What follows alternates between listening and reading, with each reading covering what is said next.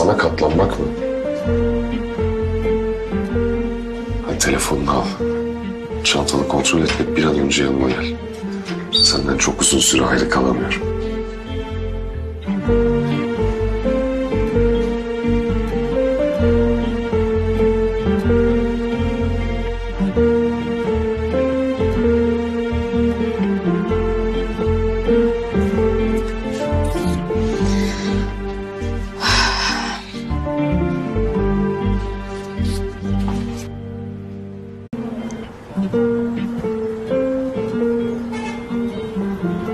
Sen inmeseydin keşke.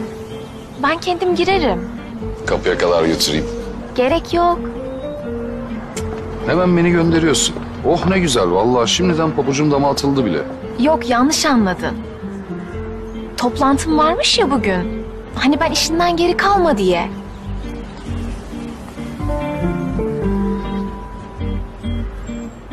El ele mi yürüyeceğiz? Evet. Ne var bunda? Karımın elini tutamaz mıyım?